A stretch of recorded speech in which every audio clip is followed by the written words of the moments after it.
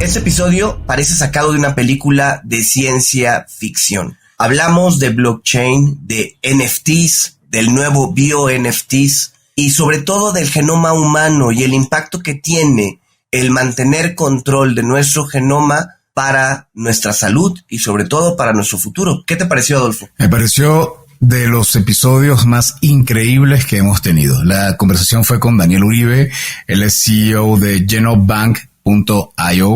Hablar de higiene digital, huella digital, bio-NFT, de lo que viene y de lo que ya está hoy en día ocurriendo entre el mundo de la biotecnología y el ChatGPT. Este episodio te puede volar la cabeza, así que escúchalo con mucha dedicación, con mucha calma, aquí en Cuentos Corporativos.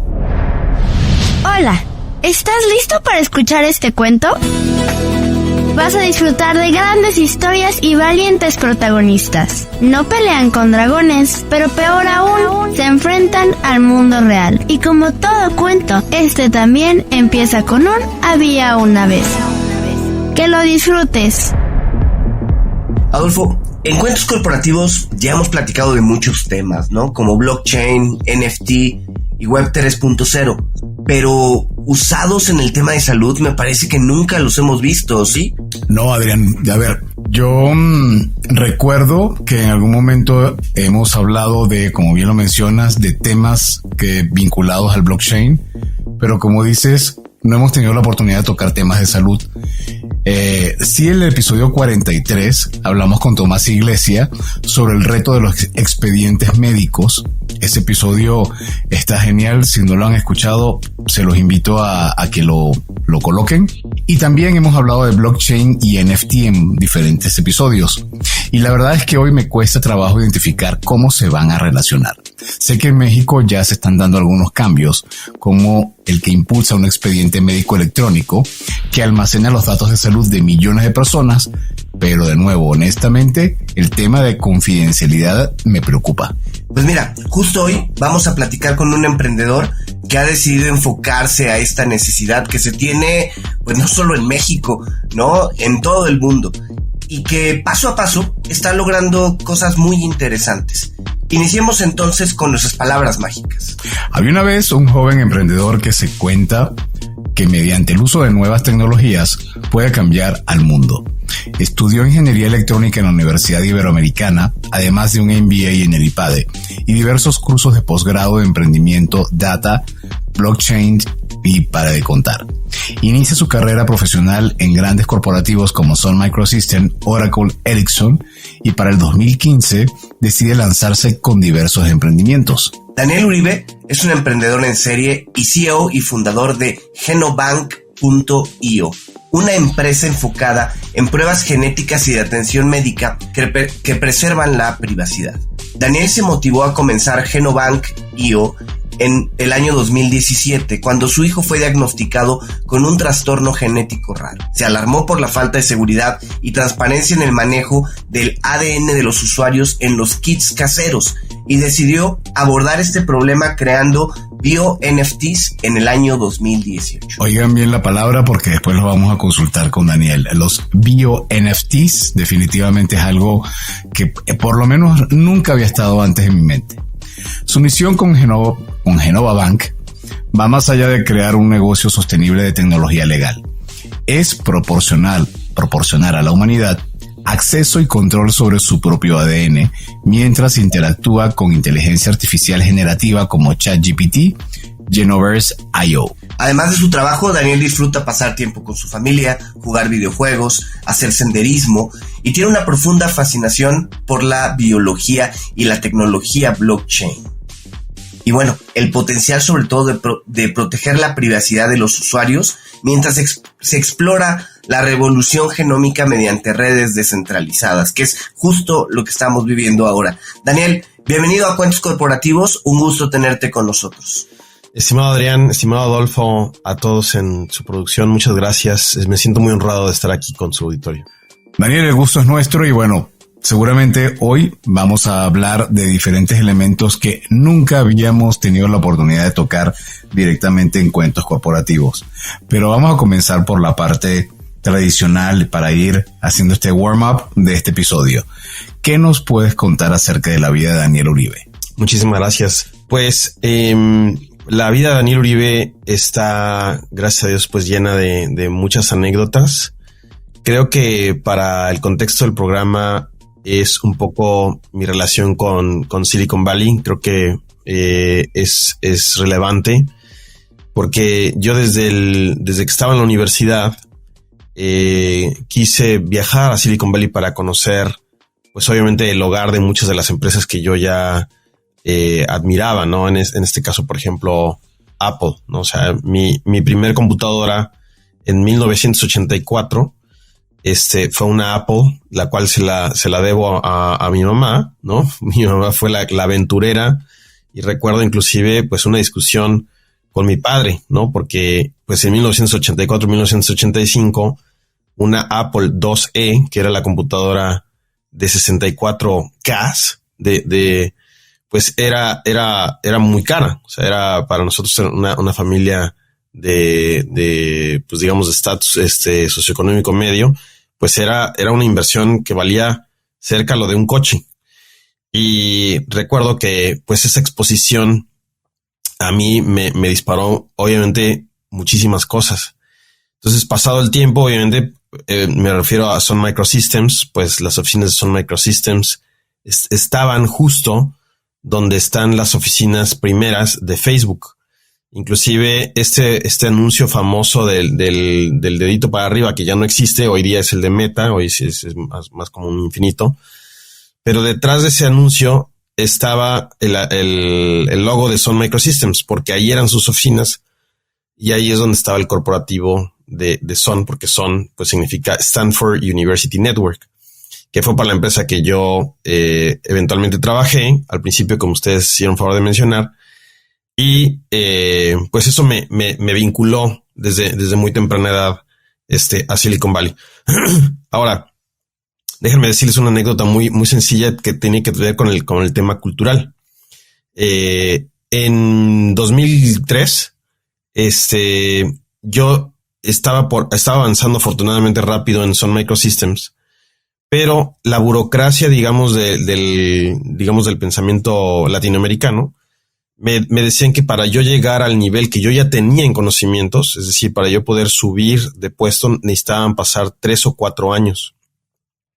Entonces, en ese entonces me vine a Silicon Valley, y en una exposición de Sun, aquí en el centro, en el Moscone Center en San Francisco, estaban ahí las computadoras para que tú pudieras presentar tu examen de certificación. Entonces yo hablé con el equipo, le dije, oye, a mí me gustaría tomarlo, pero sé que me faltan 2 o 3 años más de experiencia.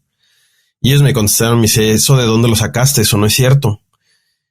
Tú puedes tomar la computadora y si pasas el examen, pues te certificas y listo, ¿no? O sea, te autodas tu título de ingeniero nivel 3, ¿no? Entonces me fui a mi hotel muy entusiasmado, estudié y el día siguiente lo presenté y lo acredité con el mínimo, pero lo acredité. Entonces regresé a México con mi título nombrado, y pues la verdad es que mis gerentes, en lugar de estar contentos, se enojaron. Pensaron que los estaba yo retando porque pues previamente habíamos dicho que pues era un tema, y entonces me di cuenta a muy temprana edad pues el tema de los cangrejos mexicanos, y que había situaciones de poder ir como alentando o aletragando o burocratizando, digamos, el avance de las personas, al menos en Latinoamérica. Entonces, aquí me di cuenta que el ecosistema, en lugar de favorecer en México, es lo contrario, y en Silicon Valley es al revés. ¿No? O sea, es todo el ecosistema aquí está, digamos, para apoyar al emprendedor o a la emprendedora, ¿no? Y eso me pareció muy ilustrativo. Oye, Daniel, a ver, es muy bueno, tú te dedicaste desde el principio a tecnología, a computación, pero es muy diferente dedicarse a programación o a tecnología a mostrar un interés directo al tema de blockchain y NFTs.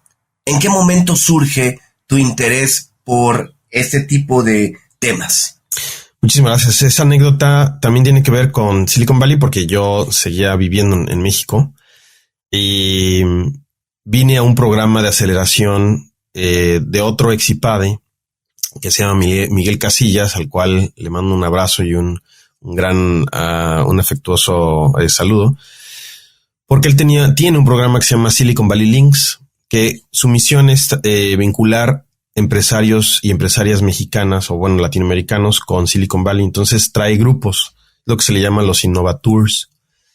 Yo vine en el grupo de mediados, digamos, de año del 2014 y nos trajeron a una universidad que se llamaba la Universidad de Singularity, fundada por personalidades como Peter Diamandis, que en aquel entonces era el vicepresidente de ingeniería de Google, Ray Karwitziel, siempre tengo problemas pronunciando su apellido, Salim Ismail y otros famosos, digamos, que se trataba de tecnologías exponenciales. Entonces, en aquel entonces, 2014, yo me acuerdo que nosotros le vendíamos a las empresas como digamos, el icono de la ciberseguridad más importante, pues eran estos servidores que parecían un refrigerador industrial, que pesan 1 tonelada, de más de $3 millones, como pues lo más seguro. Peter Diamandis nos explica, por primera vez, yo escucho una explicación sobre blockchain, el blockchain de Bitcoin particularmente, de la mano de Peter Diamandis, y entonces, como mi área era ciberseguridad, pues yo quedé totalmente sorprendido de cómo una base de datos descentralizada, con un mecanismo de consenso pues tan sencillo, pero al mismo tiempo poderoso como Bitcoin, pues era o se convertía ahora en la nueva propuesta de ciberseguridad. Entonces era la descentralización para extender el área de ataque, ¿no? En ciberseguridad, este es uno de los principales objetivos, tienes que extender el área posible de ataque sobre los posibles, malos actores. Y entonces, si algo hace bien Bitcoin es extender su área de ataque al extenderse en términos de nodos y al tener el proof of work, ¿no? Ese es otra vez, vuelve a extender o a dificultar un ataque del 51% de la red, que lo hace cada día más resiliente. Entonces, en esa explicación me enamoro de blockchain y entonces digo, esta es la siguiente desde mi punto de vista ola, o al menos yo quedé muy inspirado y pues ya llevamos casi 8 o 9 años en este tema. Daniel, entiendo que el blockchain puede ser una tecnología mucho más común, por no decir que todo el mundo la entienda, pero ya tiene un rato en el oído de varias de las personas que seguramente están escuchando este podcast. Ahora, lo que yo creo que sí es bastante innovador es el elemento del bio-NFT. ¿Nos podrías comentar un poco más de qué se trata, cómo funciona, cómo se desarrolla y cómo lo usas? Claro que sí, muchísimas gracias. Pues básicamente los bio-NFTs están inspirados obviamente en los NFTs tradicionales y particularmente en un juego que se llamaba o se llama todavía los CryptoKitties, ¿no? Los criptogatos. Los criptogatos fueron puestos en el mercado en 2017. Y me llamaron mucho la atención porque fue el primer juego que ya almacenaba el genoma digital de cada uno de los gatitos, ¿no? Esto es un juego que son figuras, o sea, son imágenes de gatitos de caricatura. Pero la gran diferencia con respecto a los juegos es que lo valioso no era la imagen, sino el mapa genético del gato, que se usa como base en términos del algoritmo para generar la imagen. Es decir, es literalmente el genoma de la imagen de cada uno de los gatitos. Es un JSON al final del día, un archivo que define pues el color de ojos de los gatitos, la forma, si está gordito, si está flaquito, si tiene manchas, lentes, etcétera, etcétera. A eso se le llama el fenotipo, ¿no? En términos genéticos, pues tienes el genotipo, que es el mapa, y el fenotipo es cómo se ve, o la expresión genética, ¿no? Del mapa. Y esto se cumple, obviamente, para el tema biológico. Entonces, obviamente, para mí dije, bueno, esto se debe de hacer también para el humano. Y entonces nos inspiramos y en el 2019 yo contacté a William Traiken. William Traiken es un joven muy, muy talentoso, que él es el autor del contrato inteligente RC721. Para los que estamos, digamos, en el blockchain, pues el RC721 fue el primer estándar que obviamente se divulgó, o sea, se adoptó como el golden standard de todos los NFTs. Hasta la fecha sigue siendo la base. Después pues vino el RC1155, etcétera, etcétera, ¿no? Hay otros contratos inteligentes. Pero el cascarón lo logró cerrar William Traiken. So, William Traiken y su servidor somos los coautores de los bio-NFTs. Entonces platicamos por varios meses de cuál era la mejor estrategia. Yo directamente quería usar el NFT para representar directamente los datos genéticos, pero dentro de las pláticas, lo más valioso, nos dimos cuenta que lo más valioso del genoma de un humano son los derechos de uso sobre el genoma humano, de cada, o sea, aportados o empoderados hacia cada individuo.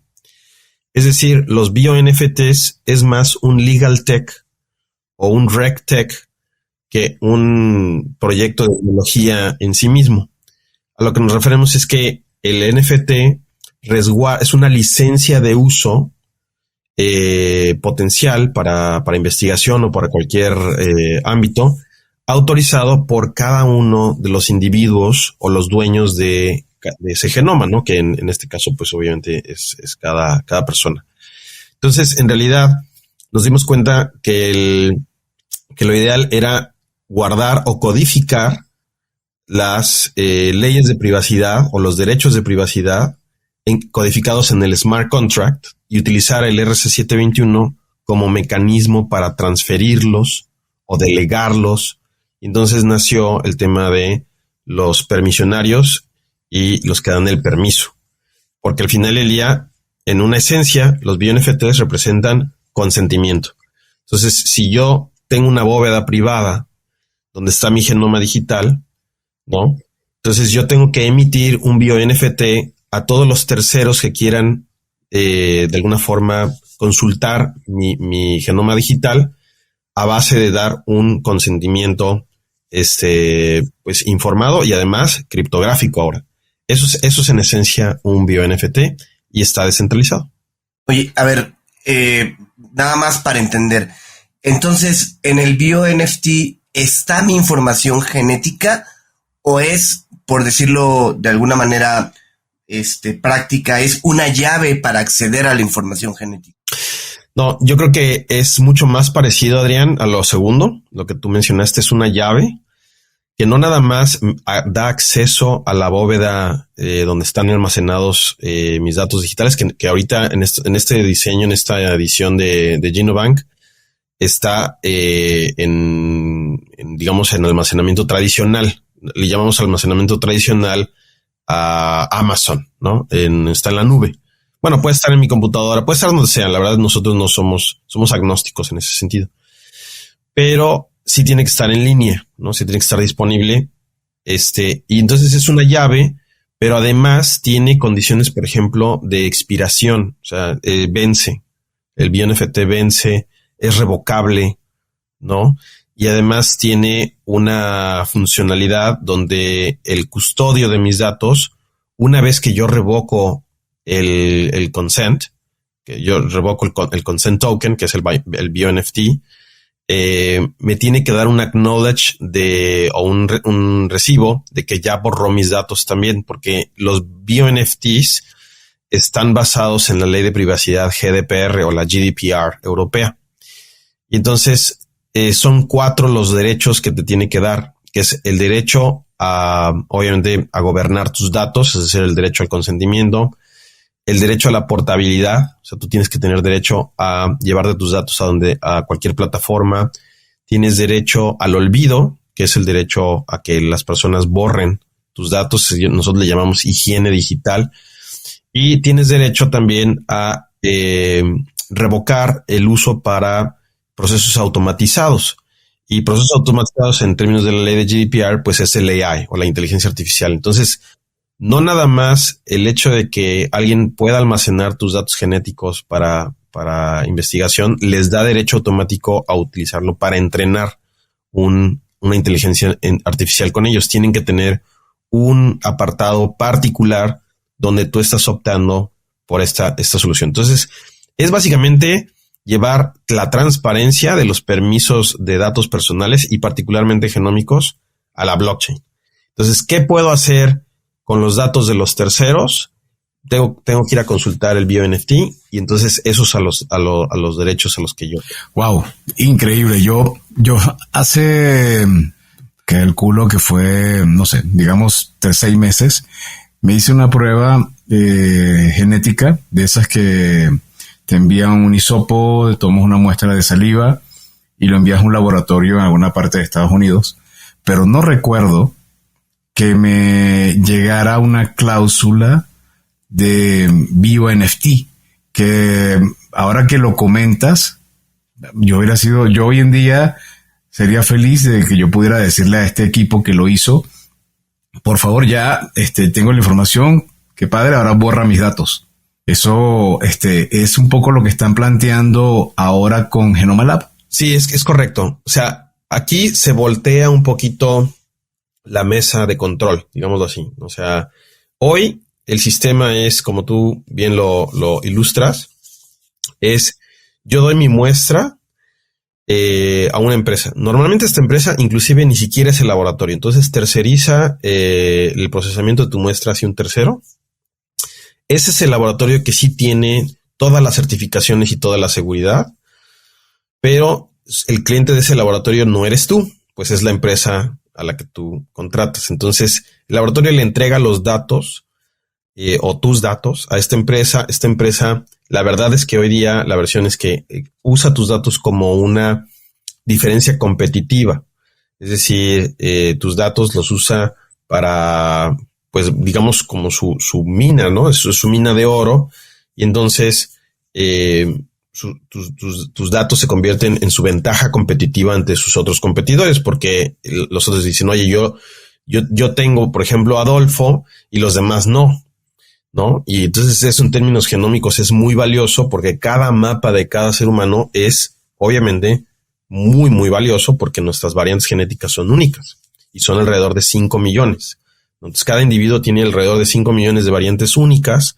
Somos una instancia pues muy valiosa de la humanidad porque no va a existir otro u otra.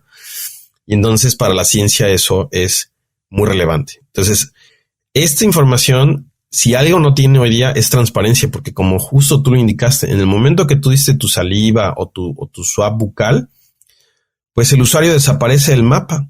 Ya nadie sabe qué pasa, en qué laboratorio se procesó, qué tipo de información extrajeron. Digo, pocas personas saben que en una muestra de 2 mililitros de saliva existe el material para secuenciar tu genoma completo 7 veces, ¿no? Entonces no nada más eso sucede, no nada más procesan, sino que el residuo lo venden. Y el último cifra que me llegó es que vale $175 el residuo. Y muchos de estos residuos hoy día se están vendiendo de la era de COVID. Entonces todos estos inclusive swabs bucales o nasales que se supone que eran nada más para COVID, pues se están utilizando para extraer el genoma de las personas u otro tipo de pipelines, digamos, de biología, y la gente ni se entera. Entonces, pues, a mí me llama mucho la atención que seamos como muy diligentes en saber, por ejemplo, dónde está nuestro dinero, o le pongamos trazabilidad a cosas como FedEx o DHL, ¿no? Ahí es donde se más avanzado en términos de los trackings, pero no en nuestros datos biológicos o genéticos, ¿no? Entonces, una de las misiones de Genobank es justamente utilizar el blockchain para que cualquiera que interactúe con tu biomuestra tenga que firmarse en tu bitácora personal de autorizaciones y entonces llevar una cadena de custodia justamente de quiénes o cuáles empresas son las que han tenido que ver con la custodia de tu genoma. O sea, y además eso está en la ley, no lo dice Daniel Uribe, está en la ley GDPR y está en la ley ARCO de derechos también mexicana, ¿no? Entonces, particularmente por biométricos y temas genéticos, ¿no? Okay. Oye, Daniel, a ver, a mí me surgen dos preguntas. El bio-NFT, primero, ¿el bio-NFT es utilizado solamente para pruebas genéticas o hay otro tipo de análisis clínicos donde pudiera utilizarse? No sé, me imagino que si voy a hacer una prueba de sangre, a lo mejor un análisis de orina. Esa es la primera pregunta. Y la otra es, ¿qué riesgos corro yo como individuo de que mi genoma esté de un lado a otro? O sea, como que a lo mejor en el dinero el riesgo es muy latente, pero en el genoma no sé si estamos tan conscientes del riesgo.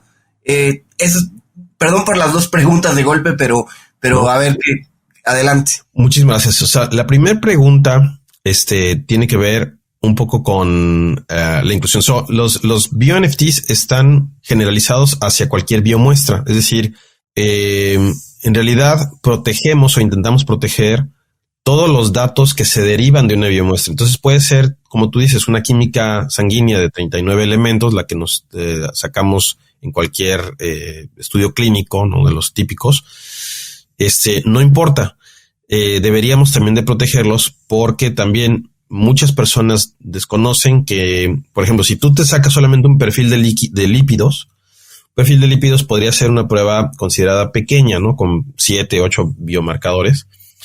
Pues no importa porque los laboratorios sacan toda la batería de datos. O sea, te entregan el reporte solamente de los lípidos porque fue lo que compraste, pero ellos extraen todos porque su cadena, digamos, de extracción de datos pues está,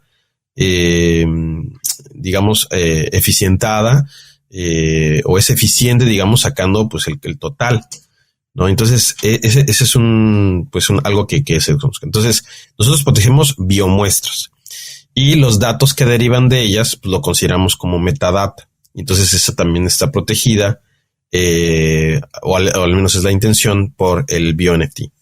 Ahora, en la segunda pregunta, pues hay muchísimos casos, incluido el de nosotros, donde nuestros datos o esta información se usa para discriminarnos, ¿no? Entonces, esto es muy poco evidente porque es ilegal, ¿no? O sea, nadie que consulta tus datos y toma una decisión, un tercero, y toma una decisión que te afecta negativamente, pues te va a admitir que usó tus datos para hacerlo.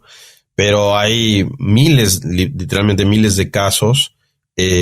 Por no contar el mío, ahorita te voy a contar uno de las personas que nos contactaron. Es una señora que perdió la patria potestad de sus hijos en un juicio aquí local en Estados Unidos porque su esposo o su ex esposo, porque estaban divorciándose, tuvo acceso a los datos genéticos de la esposa, los mandó a analizar y argumentó que la esposa tiene tendencia al Alzheimer, ¿no? Una enfermedad neurodegenerativa, los dos ya de edad, unos 70 años, y entonces, pues de alguna forma hubo una pelea familiar, y entonces el juez admitió esa prueba genética para quitarle, digamos, la patria potestad a la señora de lo que estaban peleando, ¿no? De cualquiera que haya sido patria potestad de los hijos o de lo que sea, ¿no? Porque el esposo argumenta que ella no va a tener la salud mental suficiente en la siguiente década de su vida. Entonces, esto es un caso sumamente negativo de cómo se pueden utilizar los datos genéticos de una persona contra sí mismo. Y eso, obviamente, pues es justo lo que protegen o lo que intentan proteger los bio-NFTs en conjunto de las leyes de privacidad. Esto es una violación a la privacidad de la señora, pero las leyes ahorita tienen muchos huecos, tienen muchos grises. Entonces, pues mejor, si yo tengo la necesidad de analizar mis datos genéticos, que yo creo que todos lo tenemos esa necesidad, en términos de salud, pues que sea con privacidad y control, que no se use que en ningún otro contexto que no sea en mi beneficio. Y entonces yo ser ese embudo, ese switch que decida si confío o no confío, no un tercero. Entonces, eso me lleva a preguntarte y a entrar mucho más en detalle de qué es Genobank y cómo las personas contratan, cómo alguien decide tocar la puerta de Genobank y en qué condiciones, porque ahorita acabas de comentar un caso que es bastante ilustrativo, la idea sería entender cuáles son. Bueno, Genobank en sí mismo es un protocolo, o sea, es software, ¿no? Pero fíjate que platicando con mucha gente de inmediato, cuando yo platico con un laboratorio, nuestros clientes son laboratorios. Nosotros hoy día somos un business to business. Este protocolo es muy bien aceptado o muy mal aceptado. No hay en medio. No hay medios. No hay medios, sí. Cuando yo platico con los jefes de laboratorio, los dueños, dueñas, o nos felicitan o nos amenazan. Le voy a platicar también una anécdota. O sea, bueno, particularmente vamos a hablar primero de la parte positiva, ¿no? Entonces, cuando en los laboratorios la idea de que los datos son de las personas, de los pacientes, de los usuarios, está muy clara, este protocolo es bienvenido. ¿Por qué? Porque descentraliza la gobernanza o el gobierno, digamos, de los datos y lo deposita todo el poder en el usuario, en el paciente, ¿sí? A través de la wallet. La wallet, que es el elemento, digamos, de gobierno en Web3, en blockchain, es la que tiene mi firma digital, mi llave privada, y todas las transacciones se firman con la llave privada. Ya no es el tercero el que decide, soy yo. Entonces, cuando esto lo entienden, o ya lo entienden, porque para nuestra sorpresa, muchos de los dueños o dueñas de los laboratorios ya han usado criptomonedas y saben de la soberanía que esto representa, ¿no? O sea, saben que Web3 se trata de ownership, ¿no? De patria potestad. Bueno, la parte negativa es, y particularmente me refiero también otra vez al caso latinoamericano, muy lamentable en el caso de México. Cuando yo termino de explicar, uno de los doctores en genética mexicanos, al contrario, se puso todo rojo, se enoja y me dice, Daniel, que te quede claro que aquí en México la ley, porque yo participé en esa ley y yo mismo soy autor de esa ley, prohíbe que los pacientes sean los dueños de sus datos. Y me manoteó en la mesa y dicen, y de eso me encargo yo, porque estos datos se están utilizando para acusar médicos, para llevarnos a la cárcel, y de alguna forma se puso enojado, ¿no? El doctor. Por obvias razones voy a omitir su nombre, porque lo respeto mucho, pero ese es el pensamiento. O sea, es un tema donde la plataforma representa un protocolo de descentralización, es decir, estamos quitándole el poder a los hospitales, a los laboratorios, etcétera, etcétera, en términos de la patria potestad de nuestros datos, ¿no? Porque esto es obviamente ya posible. Y para sorpresa de muchos, la verdad es que decían, bueno, qué bueno, ¿y por qué esta tecnología no existía antes? ¿No? Entonces, bueno, ahí nos metemos al tema de blockchain, porque es la tecnología que lo habilita justamente, los NFTs, etcétera, y las wallets, ¿no? Ese es el otro elemento. Pero vuelvo a lo mismo, o sea, Genobank en esencia es un protocolo que interactúa con blockchain para saber qué se puede hacer con mis datos genéticos y quién, ¿no? Porque obviamente el tercero tiene que tener una wallet, tiene que tener un bio-NFT activo, no revocado, se puede ir a consultar el blockchain y cada quien pues decide, y digamos que Genobank es el proxy, ¿no? Es un facilitador que lo principal que hacemos es que los laboratorios ni los usuarios tienen que tener criptomonedas en sus wallets para poder interactuar. Nosotros cobramos moneda tradicional, moneda gubernamental. Entonces absorbemos toda esa complejidad que es tener criptomonedas para pagar por el gas o los fees que cobra blockchain, porque eso sigue siendo de alguna forma pues, tedioso y complicado, ¿no? Para muchos usuarios. Entonces hoy día lo único que tienes que hacer es firmar mensajes. Es realmente nuestro protocolo está muy basado en firmar mensajes con tu wallet. Perdón, me extendí en las dos, pero espero que haya podido contestarlas adecuadamente. Yo creo que sí. De todas maneras, estoy seguro que los fans que vayan a escuchar el episodio en el mundo del blockchain van a captarlo todavía mucho más rápido. Pero yo me quedo con un punto que comentaste y que incluso lo llegué a platicar en su momento luego de haber grabado el episodio con Tomás Iglesias, que es el episodio 43, como lo mencionábamos al principio. yo tenía un sueño y se lo comenté a Tomás a ver qué opinaba, y él en su momento me dijo, está increíble, pero no veo que sea factible hacerlo. Y ese sueño era, yo imaginaba que pudiéramos desarrollar una empresa donde yo tuviera acceso a mis datos médicos en tiempo real de una cadena. Es decir, evidentemente en primer lugar de mi esposa y de mis hijas. Pero luego si mi hermana y si mis tías querían darme acceso a cierta parte de esa información, bien porque si el día de mañana tuvieran un accidente o mueren y sus hijos, que son mis sobrinos, quedan a mi cargo, entonces que yo pudiera tener claramente cuáles son sus alergias, cuáles son sus padecimientos, pero evidentemente todo con cierto grado de que cada persona pudiera ir identificando hasta dónde te quiero dejar ver esa información. Y cada vez que yo pichaba esta idea, siempre todo el mundo decía, está increíble, yo desearía tenerlo. Claro. Pero el rollo principal está en la seguridad de la información. Y con esto termino y a ver qué opinas. Yo me acuerdo haber llevado a mi hija a una consulta médica y mucha de la información que me pedía la doctora, la pediatra, no la tenía yo a la mano. Porque, vamos a ser honestos, en este caso, el 90% de las consultas de mi hija, cuando iban al médico, iban con mi esposa. Entonces es una información que nosotros no tenemos colocado en el móvil, en notas del iPhone, sino que es una información que está en el disco duro biológico de mi esposa. Si a mi esposa le pasa algo, yo pierdo esa información.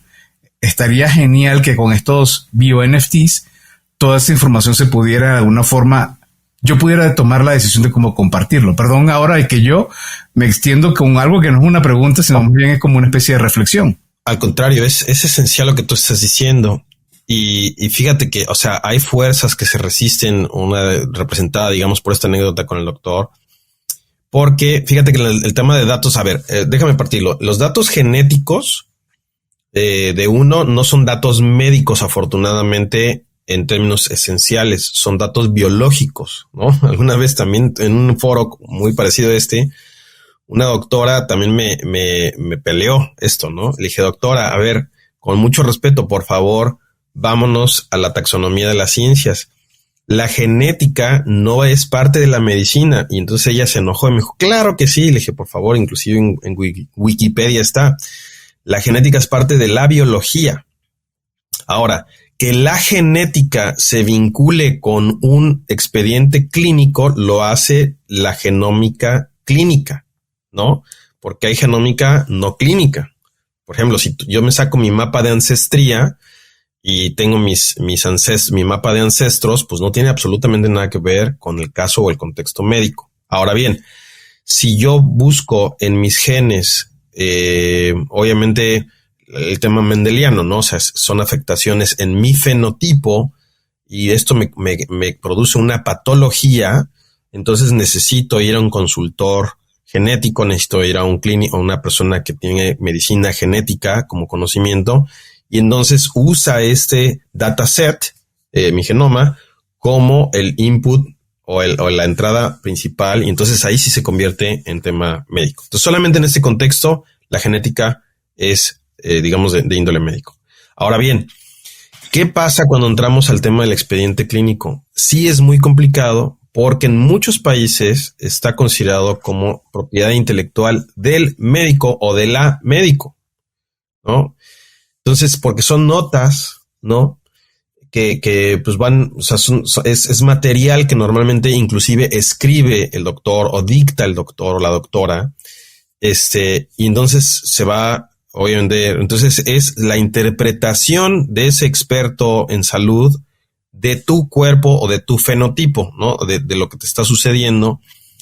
Y eso pues está muy protegido en las leyes. Entonces es un ir y venir de peleas. Entonces el expediente clínico hoy día no está claro de quién es, mucho menos en México, o si bien me atrevería a decir que al menos está mucho más definido hoy día que es del médico. Y por lo tanto, pues lo usan como ancla, ¿no? Para que tú no te vayas con otros médicos, otros consultores. Y pues vuelvo a lo mismo, o sea, los datos hoy día, si alguien se utilizan, es como ventaja competitiva del tercero hacia sus propios competidores. Entonces te secuestran, digámoslo así, tus datos para que... La esperanza es el expediente clínico interoperable, ¿no? Es lo que tú estás describiendo. Y pues ahí se está viendo cómo poder compensar, digamos, el esfuerzo de los primeros médicos. Otra vez los NFTs proveen la tecnología porque ellos, los NFTs proveen un mecanismo de pago de regalías. Entonces, vamos a suponer que legalmente todos vayamos a estar de acuerdo que sí, que la propiedad intelectual de nuestro expediente médico, pues una parte le corresponde al médico, ¿no? Yo creo que es una parte. Lo difícil es establecer las fronteras. Pero pues se le puede pagar una regalía al doctor. Es decir, si yo estoy teniendo portabilidad, pues le podríamos hasta pagar una regalía. Ahora bien, ¿qué dicen las leyes de privacidad? Las leyes de privacidad protegen mis datos personales para que ya puedan ser portables. Entonces hay un choque de poder entre propiedad intelectual y protección de datos personales. Y ahí es donde está la fricción ahorita, porque es hasta dónde son mis datos y hasta dónde es el expediente clínico. Porque los doctores o las doctoras argumentan que el expediente clínico se puede anonimizar, es decir, si yo le quito el nombre, apellido, etcétera, código postal, pues pongo la descripción de lo que está sucediendo en el paciente, pues eso ya es un dato anonimizado y por lo tanto ya no cae en la categoría de datos personales y entonces se puede vender, ¿no? Entonces muchos hospitales venden los expedientes clínicos anonimizados y también eso es negocio para ellos. Entonces es un tema bien complejo en términos legales, pero donde sí está muy claro, donde no hay cómo puedan justificarlo, es en nuestro genoma. Nuestro genoma nos pertenece porque somos instancias únicas de la humanidad y tus variantes genéticas son tuyas y hasta el momento nadie nos ha podido contradecir, ¿no? Ok. Oye, Daniel, a ver, ¿cuál es el modelo de negocio de Genobank? Pero antes de que nos contestes, vamos a un corte y regresamos ya con tu respuesta. Hola amigos de Cuentos Corporativos, soy Andy Llanes, cofundadora de WOS, la aplicación de wellness y fitness digital que está ayudando a las empresas a incentivar a sus colaboradores a ser físicamente más activos, obteniendo beneficios como una mejor respuesta ante el estrés, mayor concentración, más vitalidad y sobre todo mejorando la salud integral. Implementar WOS en tu compañía es súper sencillo y lo mejor es que con una sola membresía puedes dar este beneficio a toda tu plantilla. Escríbenos a hola@getwos.co o ingresa a las notas de este episodio, haz clic en el link de contacto y déjanos tus datos. Entrena inteligente, entrena eficiente con WOS. Daniel, antes de nuestro corte, te hacía la pregunta sobre el modelo de negocio de Genobank. Ya nos dijiste que sus clientes son laboratorios, pero ¿cómo generan dinero? Pues mira, nuestro modelo de negocio ahorita es business to business, ¿no? Es decir, trabajamos justamente con los laboratorios y la forma me parece que vale la pena compartirla. O sea, nosotros para poder trabajar con un laboratorio, los laboratorios tienen que darse de alta con nosotros con un perfil que tiene obviamente su nombre, su dirección, su cuenta de correo, pero el dueño, digamos, o la dueña de la credencial, que en este caso es un laboratory NFT, que si bien un bio NFT representa los permisos o el consentimiento de uso sobre mis datos hacia un tercero, el laboratory NFT es una credencial que acredita una wallet, ¿no? Una dirección de blockchain como la que le pertenece al laboratorio, a cada uno de los laboratorios. Y tiene que ser asignada en nuestro protocolo al representante sanitario de cada laboratorio o al principal investigator en Estados Unidos, ¿no? O sea, son figuras donde es en la persona en la que recae la licencia de uso del laboratorio, ¿no? Entonces, esto es importante porque todas las transacciones que ellos hacen en nuestro protocolo se firman criptográficamente. Y entonces nosotros cobramos como firmas. Es un business model, un modelo de negocio muy parecido al de DocuSign o al de HelloSign, donde básicamente los laboratorios cada vez que firman o producen información, por ejemplo, en el área de COVID o durante la pandemia, pues nuestros laboratorios, nuestros clientes produjeron más de 335,000 firmas, ¿no? Y estas firmas pues, se traducían en un certificado COVID que se podía transmitir directamente con las aerolíneas para poderlos ayudar a abordar sus aviones, ser parte del check-in, del proceso de check-in, o bien se les daba el certificado en un código QR que estaba notarizado vía blockchain para que no pudiera ser alterado, porque si algo lamentablemente también se dio a conocer durante la pandemia era que estos papeles, estos documentos, pues al ser la mayoría un PDF común y corriente, pues se podían alterar. Entonces, cuando utilizas el blockchain, pues generas un certificado, o sea, muy parecido a nuestro protocolo de facturas del SAT, donde la factura se timbra en los servidores del SAT y entonces tú puedes utilizar el código QR para ver si existe ese timbrado en la autoridad. En este caso es un sistema parecido, se cobra por timbrado, digámoslo así, por notarización, pero en lugar de que nosotros seamos la autoridad o el SAT sea la autoridad, pues no hay autoridad, es el blockchain donde el mismo laboratorio firma y pues quien tiene la autoridad pues es el propio laboratorio, ¿no? Es decir, ellos ya tienen autoridad concedida por, en este caso, la COFEPRIS o la FDA, etcétera, ¿no? O sea, ellos ejercen su derecho, digamos, a poder firmar sus propios datos o documentos, ¿no?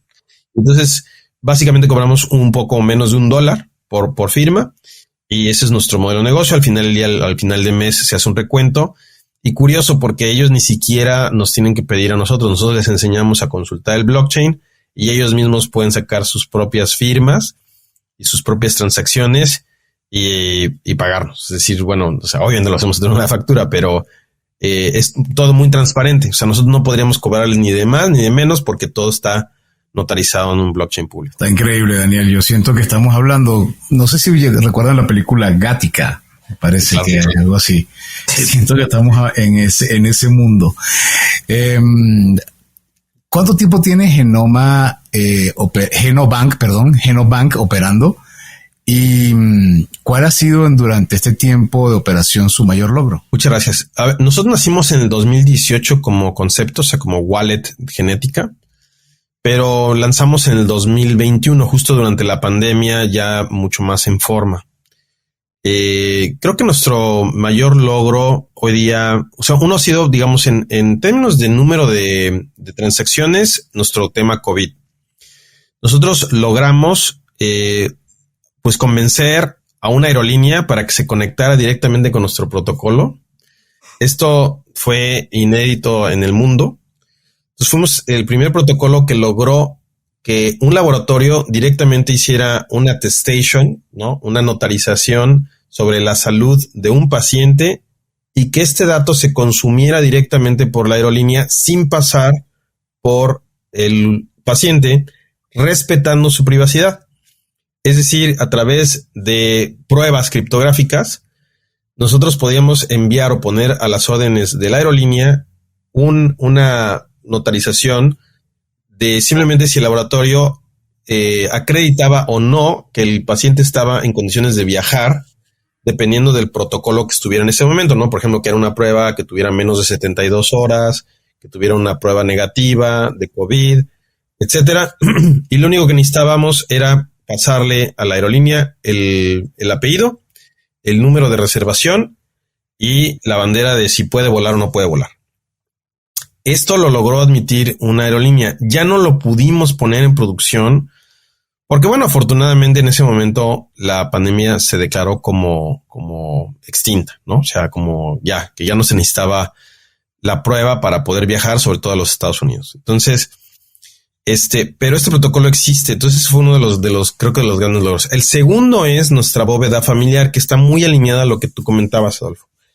Nuestra bóveda familiar hoy día está protegiendo el genoma ya de 2 pacientes pediátricos que hicimos una prueba. Estamos en colaboración con un laboratorio en San Diego porque se viene mucho el tema del exoma, que es el 1% de nuestro ADN, no es el genoma completo, es el exoma, la parte codificante, ¿no?, de nuestro ADN, codificante de proteínas, que se utiliza para el diagnóstico de enfermedades raras.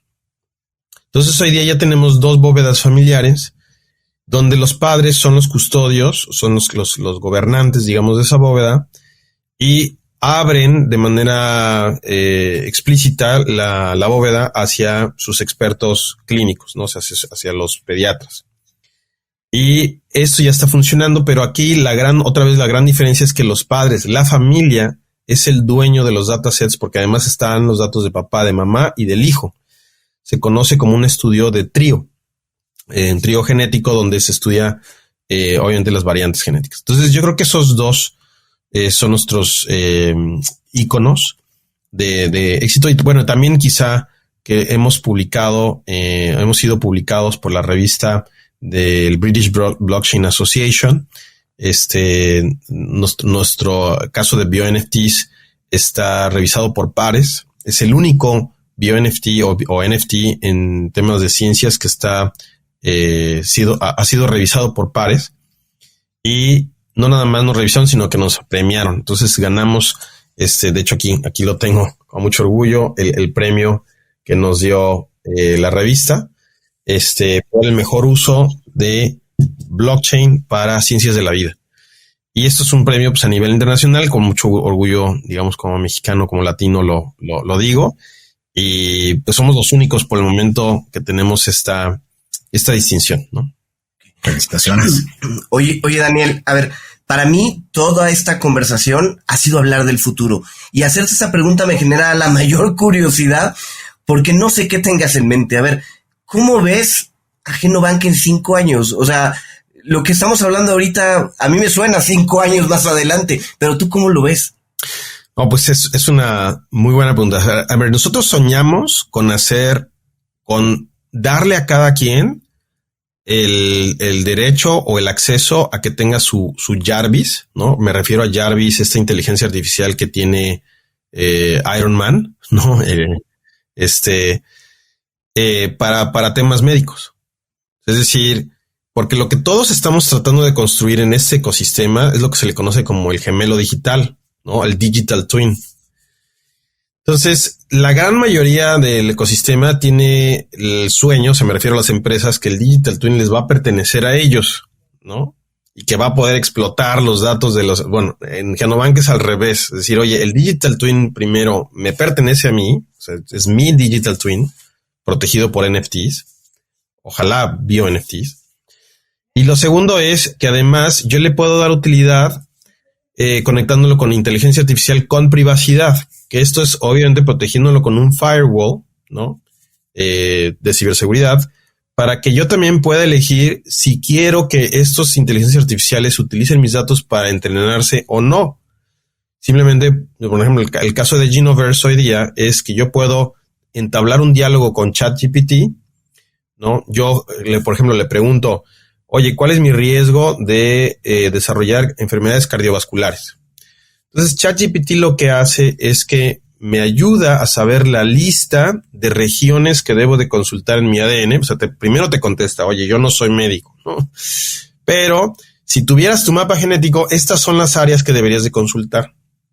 Entonces, no es que ChatGPT hoy día me analice mis datos, pero me ayuda a contestar una pregunta de bioinformática. Y los bioinformáticos y bioinformáticas lo que nos ayudan es a decir qué regiones son las que están relevantes a esa pregunta. Eso sí lo tomo como el input. Voy a tu bóveda, consulto esas regiones y genero un reporte basado en la respuesta del AI o de la inteligencia artificial. Eso es lo que hoy día hacemos. Esto está disponible hoy en Genoverse, ¿no?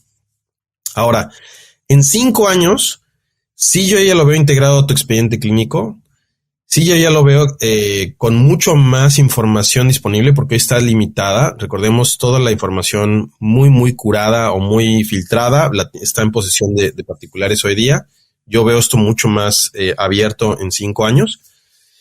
Y literalmente en 5 años veo una conversación donde le dices a la inteligencia artificial, llamémosle el Jarvis médico, Jarvis, analiza mi última muestra fecal, por ejemplo, y dame mi riesgo de enfermedades, lo que sea, lo que tú veas, mi mayor riesgo.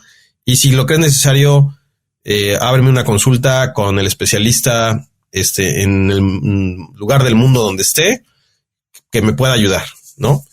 Y analiza también a mi familia, Entonces, se genera una conversación sobre yo soy ahora el CEO de mi salud. Yo estoy a cargo.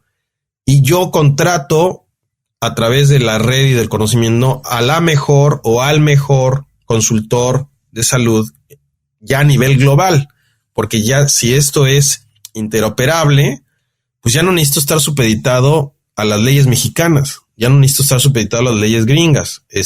Puedo hacerlo donde a mí me plazca, porque ya no hay restricciones de dinero. O sea, puedo pagar en criptomoneda, puedo pagar en stablecoins, puedo pagar en Bitcoin, en la moneda local, lo que sea.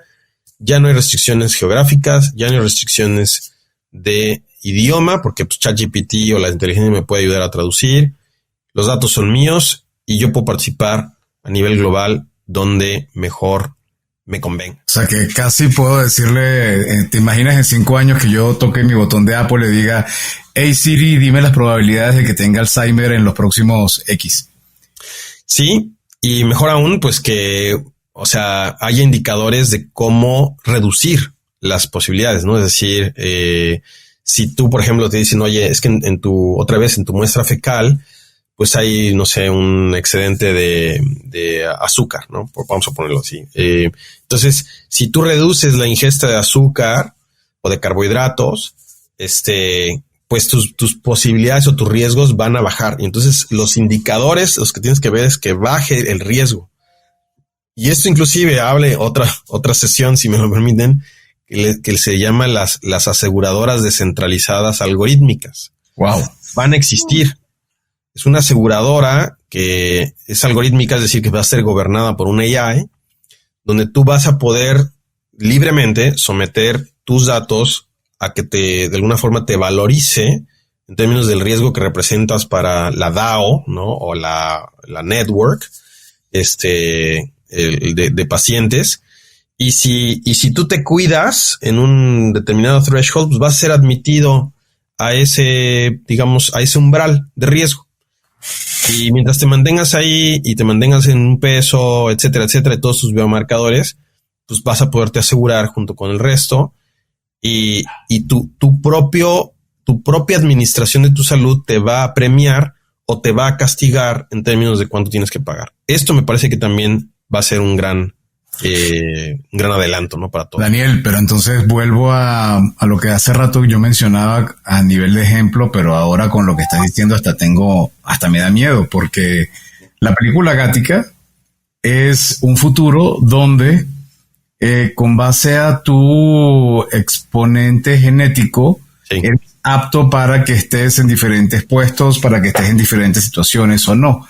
Y entonces aquí lo que me preocupa es que el día de mañana se filtre o se haga una revisión de Adolfo tiene tales componentes, y entonces ya de por sí, si curricularmente pueden haber complicaciones por edad, por lo que sea, digan, no, a este amigo déjalo fuera porque es muy probable que pierda la vida en 8 meses porque tiene una condición de enfermedad X y no es apto para tal trabajo, no es apto para, no sé, lo que sea. Eso no podría llevar a una, ¿cómo se podría decir? Discriminación genética. Discriminación genética. Tal cual. 100%. Es muy distópico Gattaca, ¿no? En ese sentido, me acuerdo que se dividen los hijos de Dios, ¿no? Y los normales, ¿no? Los normales ya son los que están alterados genéticamente. Completamente. Por eso es que es muy importante que las personas sean los dueños de esa decisión, es decir, en qué sí van a participar. Por eso cuando puse inclusive el tema de la aseguradora algorítmica es libremente, ¿no? O sea, es decir, porque va a haber riesgos asociados. Ahora, insisto, lo importante es que cada uno conserve sus datos lo más higiénicamente posible. Y el ejemplo que nosotros damos en las conferencias es como cuando entramos o utilizamos las instalaciones públicas sanitarias, ¿no? Un baño, una regadera pública, pues la dejas lo más limpia posible de tu interacción, ¿no? Digo, en la mayor parte de las personas educadas, ¿no? Es decir, tú llegas, utilizas las instalaciones, pero no dejas tu shampoo, no dejas tus cosas, o sea, tus peines, lo que sea, te los llevas. Así debe de ser hoy día la nueva experiencia digital, porque hoy tenemos una pésima higiene digital. O sea, en todas las plataformas dejamos nuestros datos personales, en todas. nuestro número, nuestro email, o sea, todo el mundo conserva nuestros datos personales. Las cookies, digamos que son los anti-NFTs, ¿no? Las cookies son las galletitas que nos dan nuestros queridos, las empresas hoy día digitales, pues embarazan, digámoslo así, nuestros navegadores con las pruebas de que nosotros visitamos su página, ¿no? Y entonces eso lo usan para trazarnos a nosotros. Los NFTs son al revés. Son las cookies que nosotros como usuarios les damos a las empresas y detienen o limitan el uso de nuestros datos personales a que obedezcan exprofesamente al NFT o lo que dice el NFT. Entonces es un mundo completamente al revés, donde el individuo, la familia está empoderada y la empresa está delimitada. Porque hoy día está, bueno, no, o sea, el 87-90% del tráfico pasa por 5 empresas del tráfico del Internet. Entonces, imagínate que, o sea, vivimos en un Internet totalmente corporativizado. Entonces, si esto continúa, sí, vamos hacia Gattaca, sin lugar a dudas. Porque hoy día no necesariamente te discriminan por temas genéticos. O sea, simplemente hay entrevistas de trabajo, así te la pongo, donde la primera pregunta en la entrevista de trabajo es: déjame ver las 5 imágenes que te salen en tu TikTok cuando yo busco, ¿no? Entonces, pues pueden salir perritos o pueden salir imágenes no muy, digamos, etcétera. Pero eso habla mucho de la persona. Tus 5 imágenes, tus 5 emoticons, tus 5 últimas interacciones en social media, lo que declaraste, etcétera. Hoy día para las entrevistas de trabajo empieza a ser un tema de discriminación, pero esos son datos personales. Esto es ilegal. Ahora imagínate lo que tú dices, pues todavía peor. Oye, Daniel, la verdad es que nos podríamos pasar platicando de este tema y de lo que implica para el futuro como sociedad un buen rato, y se me ocurren varias preguntas, pero también este espacio es limitado y tenemos que pasar a las preguntas obligadas que tenemos. ¿Te gustan los cuentos? Mucho, sí. ¿Tienes algún cuento favorito o escritor de cuentos favorito? Pues yo lo considero un cuento, y lo digo con mucho respeto, pero a mí la saga de Star Wars me gusta muchísimo. Para mí es la vida de Anakin, ¿no? En general, Star Wars se define como la vida de este personaje a lo largo de todas sus etapas, pero es muy metafísico. O sea, a mí me gusta mucho la metafísica, que es, pues me imagino que es esta balance de la dimensión exterior con la dimensión interior de los seres humanos. Me considero más espiritual que religioso, pero este cuento me parece ideal porque pasamos, digamos, de una experiencia de muchos apegos de Anakin, que lo lleva a tratar de salvarle la vida a su ser amado, que en este caso pues es su esposa, y al verse tan frustrado, pues en el camino él piensa que sacrifica la vida de su madre, que era una persona que también amaba mucho, sacrifica a su esposa, que también amaba, entonces lo vuelve una persona extremadamente agria, ¿no? Mala, se vuelve al dark side, pero pues es a través inclusive también de este camino que regresa a través del hijo y del sacrificio, y termina como de alguna forma no contradiciendo a Yoda, ¿no? Al gran maestro, que era que él iba a traer el balance, digamos, al cuento.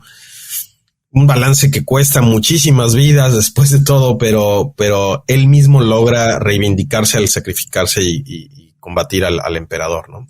Entonces aquí vemos muchas fuerzas que viven en el interior de una persona, ¿no? O sea, es una lucha también muy humana, y donde hay elementos donde tienes a tus coaches positivos y tienes a tus coaches negativos, y entonces es una lucha interna. Me parece un cuento extraordinario. Justo ayer creo que veía un TikTok yo no soy fanático de la serie How I Met Your Mother, pero me apareció y aparecía alguien que decía, voy a empezar a salir con una chica, pero me acabo de dar cuenta que nunca he visto Star Wars. Entonces es imposible que yo pueda salir con esa chica, y a mí a veces también me parecía imposible. Lo logré, me casé con alguien que ha visto Star Wars, pero porque la ha llevado al cine casi arrastras, pero estoy totalmente de acuerdo contigo. O sea, debería ser algo que debería estar en nuestro elemento cultural muy arraigado. Y bueno, ya siendo un poco más prolijo y para que aquellos que no son geeks como nosotros digan que no, Star Wars no es un cuento, ¿qué libro recomiendas? Mira, yo en términos de lo que estoy, me parece un punto de vista muy particular, porque dentro de la misma biología hay pues dogmas, ¿no? El dogma de la biología es que venimos de la aleatoriedad, del randomness, ¿no? Que quiere decir que hace millones de años, miles de millones de años, esta sopa primaria que le llaman, de ahí había elementos, digamos, enzimáticos, y el dogma de la biología dice que del randomness se generó la primera célula, ¿no? Y de esa primera célula, el tejido, del tejido los organismos, los animales y toda la evolución, ¿no? Ese es el dogma de la biología. El dogma de la biología particularmente dice randomness, después fue DNA o ADN, después fue el RNA, el ARN, después las proteínas, etcétera, etcétera, ¿no? Y los tejidos. Este libro que voy a mencionar, pues dice que no, o sea, que hay un arquitecto o una arquitecta, ¿no? Que es prácticamente imposible, porque una cosa es tener los elementos y otra cosa es tener orden. El orden implica inteligencia. Entonces, este randomness, al menos a mí, yo estoy de acuerdo con esta otra postura, es como si me dijeras que de un deshuesadero, al iterarlo, de repente puedes sacar un jet supersónico. Para mí es imposible. Es decir, por más que tengas las piezas perfectamente inclusive ordenadas, de todas maneras se necesita una ingeniera o un ingeniero, una inteligencia que combine todas las cuestiones y los haga funcionar como funcionamos. Pero en fin, entonces este autor se llama Michael, bueno, ahora te recuerdo el nombre, pero su libro se llama The Wisdom of Your Cells, ¿no? The Wisdom of Your Cells, la sabiduría de tus células, ¿no? Y este autor ha estado inclusive en México, ¿no? The Wisdom of Your Cells. Esta persona está prácticamente excomulgada de la biología, ¿no? Se llama Bruce Lipton, ¿no? Se llama The Wisdom of Your Cells, How Your Beliefs Control Your Biology.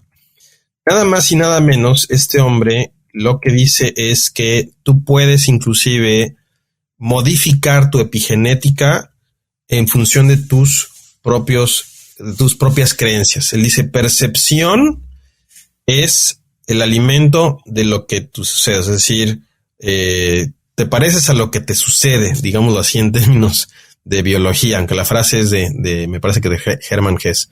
Pero esto es lo que dice este hombre, y entonces está contradiciendo completamente el dogma biológico, y lo han expulsado de universidades, lo han abucheado, porque él es biólogo molecular, pero él los lleva a una narrativa en su libro, me parece que muy interesante porque combina otra vez el tema metafísico. Oye, ¿alguna aplicación móvil o gadget tecnológico que recomiendes, ya sea que lo uses en lo personal o en lo profesional? Sin lugar a dudas, ChatGPT. Sin lugar a dudas. Ayer discutía con una abogada que está muy en contra de la inteligencia artificial porque tiene esta visión muy de Terminator, muy de Skynet, lo cual también respeto. Le decía, oye, ella es local, ella es egresada de Harvard, una persona, gracias a Dios, pues muy privilegiada en términos del nivel de escuela al que ha asistido o privilegios, ¿no? Le decía, oye, no dejes de tomar en cuenta que gracias a esta herramienta hoy día cientos de millones de jóvenes en países tercermundistas hoy día tienen ahora acceso a un tutor en sus propios idiomas, algorítmico, que no los va a juzgar, que les puede enseñar, y le pongo un ejemplo de las top 10 asignaturas con una alta calidad. Entonces tienes matemáticas, física, química, biología, historia del arte, inglés, etcétera, etcétera, gratis. Tú le puedes decir a ChatGPT, oye, quiero aprender genética, ayúdame, y te va a llevar no nada más a la parte teórica, te va a llevar a la parte práctica. Yo he aprendido muchísimo de los conocimientos que tengo, por ejemplo, analizar un genoma. Tú le dices, oye, yo tengo este dataset, y se lo describes, ayúdame a generar código en Python para que yo lo pueda analizar y explorar las variantes genéticas, te ayuda. Y esto no lo digo, o sea, sin conocimiento de causa. Esto es en lo que vivimos mi equipo y yo. O sea, tenemos muchas dudas, por nosotros, nuestra especialidad es en ciberseguridad. Muchos temas de bioinformática y de cómo se consumen estos datos nos los ha enseñado ChatGPT, inclusive siendo especialistas en el tema. Entonces, me parece que es la herramienta que hoy día no se debe prohibir en las escuelas, sino que debe de elevarnos a un sistema educativo mucho más útil. Yo le decía a esta abogada, es que ahora los alumnos, tú le puedes decir ahora, justamente, como graduación, quiero que me hagas una app, ¿no? A personas de bachillerato, porque te puede llevar de cero a generar una app, digo, no una app que pueda ser, digamos, o quizás sí, pero ya te lleva de la mano y te puede enseñar a programar, por ejemplo, ¿no? O alumnos de universidad, decir, oye, vamos a intentar generar una proteína, una estructura de una proteína, etcétera. O sea, hoy día el tema es elevar la ambición que tenemos educativa y no prohibir, porque ahorita mucha gente está tratando de prohibir, no, y no lo uses y todo esto. Pero bueno, en términos, ya me apasiona un poco el tema, pero me parece que esto es un parteaguas de la humanidad, tener un asistente particular, gratuito además, porque no necesariamente lo tienes que pagar para el tema premium y que no te haga esperar, pero tienes el conocimiento humano ahora bastante sintetizado a través de estos sistemas, y eso me parece extraordinario. Daniel, 2 o 3 empresarios latinoamericanos que consideras que están marcando tendencia actualmente y que valdría la pena seguir. Pues, mira, lo he estado pensando y lamentablemente no tengo. Y lo digo de verdad con tristeza, porque no admiro a ningún empresario latinoamericano. Obviamente no voy a decir nombres tampoco para decir por qué sí, por qué no, pero quizá la primera razón es porque no los veo haciendo suficiente en términos de comunidad, ¿no? En Latinoamérica todavía tenemos esta élite, sin ser socialista ni como decimos hoy día chairo ni nada, pero sí los veo no haciendo suficiente con temas de altruismo, de temas de inclusión. Los veo muy sacando provecho de su, lo cual, pues insisto, no los puedo juzgar porque esa es parte de, digamos, de ser empresario, pero yo no veo, quizá por ahí Fundación Slim, ¿no? Esta parte de haber apoyado, por ejemplo, a las nadadoras me pareció extraordinario. Ese tipo de cosas, pero deberían de ser todos los días, ¿me explico? O sea, es un poco esa give back, ¿no? En cambio aquí, la verdad, otra vez, no es que sea una sociedad perfecta, me refiero a Estados Unidos, pero sí es gente muy trabajadora, la gran mayoría, y hacen muchísimo por la comunidad, y sí puedes medir los grants que dan y puedes medir toda la parte por tratar de equilibrar un poco este desbalance. Y particularmente, o sea, aunque sea muy polémico, a mí yo admiro mucho a Elon Musk, ¿no?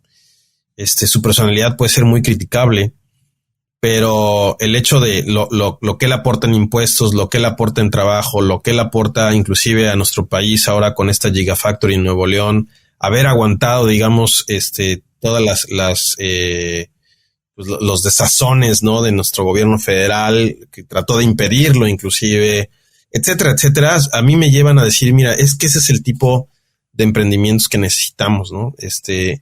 Que afronten a los gobiernos, ¿no? Aquí se peleó muy fuerte una diputada con él en California, que lo insultó inclusive en Twitter y le dijo la palabra en inglés con F, ¿no? F-U-C, Elon, ¿no? Y entonces él le contestó, ok, mensaje recibido, y se mudó a Austin, ¿no? Y entonces eso afectó muchísimo a las oportunidades que pudieran haber tenido en California. No se metió en temas, simplemente se fue a Austin. Y así, de alguna forma, me parece que este tipo de ejercicios no los he visto en Latinoamérica. O sea, es normalmente un empresario y una empresaria que se somete. En fin, o sea, es un tema que me apasiona muchísimo, pero lamentablemente no tengo alguien que pudiera yo mencionar. Oye, Daniel, ¿dónde se te puede contactar? Si alguien quiere entrar en contacto contigo, ¿algún email, algún WhatsApp? Sí, por favor. Yo estoy a sus órdenes en daniel@genobank.io. Y mi Twitter es deuribeb. También en Twitter estamos muy, muy activos. Y por supuesto que mi WhatsApp, si me escriben un correíto, con mucho gusto se los comparto de forma ya muy, muy puntual, pero básicamente ahí estoy muy activo. Y bien, Daniel, ha sido un episodio que tiene la capacidad de volarte la mente. La verdad es que hemos pasado de diferentes puntos y está increíble. Tu mensaje final para quienes nos están escuchando y que se llevan toda esta información acerca de seguridad, acerca de lo que es tener claro su identidad, ¿qué les puedes decir? Muchas gracias, primero que nada, por la oportunidad de estar aquí en su programa. La he pasado extraordinario. Pues yo diría que otra vez que seamos lo más higiénicos en términos digitales posibles, ¿no? O sea, que sí leamos las letras chiquitas, que sí exijamos cuando tengamos el derecho al olvido que lo hagamos, ¿no? En México, pues protejamos lo más que sea posible al INAI. Por ahí olvidé mencionarlo, pero el INAI nos dio un premio, el premio de datos de 2021, por nuestra bóveda descentralizada de exploración genética, ¿no? O sea, el INAI está enterada de nuestro trabajo y nos dio un premio, un reconocimiento a nivel nacional. Este tipo de institutos están subvaluados, por decir lo menos. Son instrumentos que prácticamente nuestra vida de los siguientes 5 años se va a definir por nuestra huella digital, por los datos que estemos nosotros compartiendo con terceros. La relevancia que tiene es para mí titánica. Y hoy día está siendo atacada porque pues, es un tema de transparencia, es un tema de gobierno de datos, ¿no? El que se tiene que impulsar. Y yo insisto que, bueno, que no deberíamos deberíamos de valorarlo, o sea, al nivel del INAI, del INE, perdón, en fin, pero bueno, me parece que eso es extraordinario. Igual las leyes de privacidad europeas, pero el mensaje sería: seamos lo más higiénicos con nuestros datos personales, usemos las plataformas, pero luego tratemos de recuperar el control pidiendo el derecho al olvido, tratando de ejercitarlo lo más que sea posible. Y en nuestro caso, pues obviamente sería la revocación del consentimiento del uso de nuestros datos en el uso de los bio-NFTs, ¿no? Muchas gracias.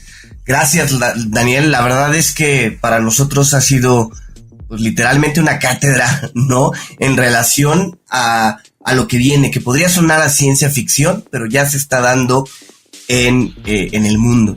Y bueno, gracias a ustedes por habernos acompañado y escucharnos hasta el final de este episodio. Si les gustó este episodio, no duden en suscribirse en su plataforma y a ver, por supuesto, nos deben de calificar con 5 estrellas. Te invitamos a escuchar nuestro programa Cuentos Corporativos Radio a través de la señal digital de Radio Mex, la radio de hoy. Todos los martes y jueves de 8 a 9 de la noche, hora de la Ciudad de México, en www.radiomex.com.mx. Recuerda revisar y escuchar episodios seleccionados de Cuentos Corporativos a través de Neo, la revista especializada en negocios.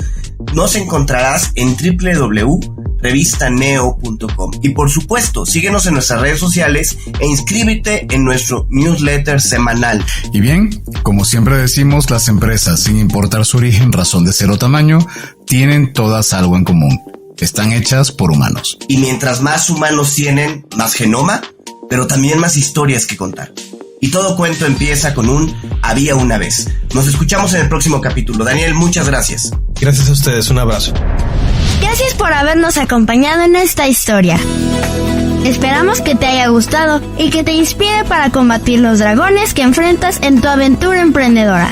Nos vemos en el próximo episodio de Cuentos Corporativos.